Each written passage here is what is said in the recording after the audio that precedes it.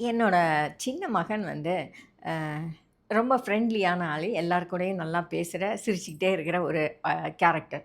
அவன் ஒரு நாள் கார கொண்டு வந்து கீழ எங்களோட நாங்க எப்பவும் பார்க் பண்ற ஒரு இடத்துல கார நிறுத்தத்துக்காக ராத்திரி வந்தான். நைட் அவன் வொர்க் முடிச்சு வரும்போது 11:00 கிட்ட ஆயிடுச்சு. அந்த இடத்துல வேற ஒருத்தர் பார்க் பண்ணியிருந்தாரு.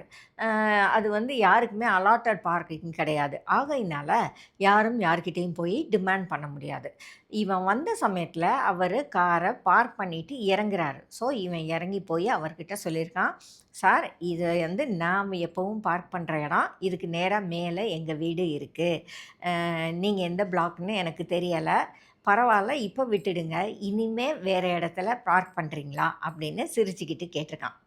அவர் வந்து டக்குன்னு கோவப்பட்டு, உனக்கு என்ன வேற வேலை இல்லையா? ராத்திரி வந்து நிக்கிறேன் நானு. நீ வந்து என்கிட்ட இது என் பார்க்கிங். நீ வைக்காத வண்டி என்னலாம் சொல்ற?"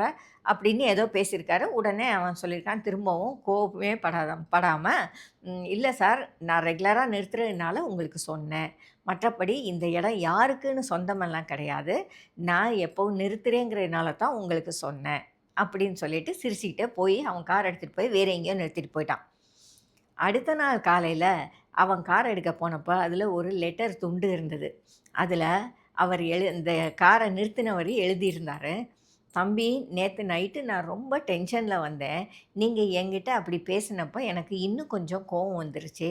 ஆனா, நீங்க அப்பவும் கோவப்படாம சிரிச்சுக்கிட்டே அந்த சிட்யூவேஷன ஹேண்டில் பண்ணீங்க. அது எனக்கு ரொம்ப பிடிச்சிருந்தது. கீப் ஸ்மைலிங்" அப்படின்னு எழுதி வச்சிருந்தாரு. நெறைய நேரங்கள்ல, நெறைய பிரச்சனைகள்ல நம்மளும் கோவப்படும்போது, நம்மளும் எரிச்சல் படும்போது, தேவையில்லாம வார்த்தைகள பேசும்போது, சிட்யூவேஷன் இன்னும் ரொம்ப மோசமா தான் போகுது. அதுக்கு பதிலா நாம அத ஒரு புன்னகையோட சமாளிக்க பார்த்தோமா இருந்தா, நிச்சயமா சிட்யூவேஷன் பெட்டரா ஆகும். பிரச்சனைகள் தீர்ந்திடாம இருக்கலாம்.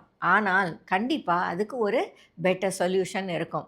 எந்நேரமும் சண்ட போடுறதுனால எந்த பிரச்சனையாவது தீர்க்க முடிஞ்சிருக்கா நம்மளால? இல்ல, இல்லையா?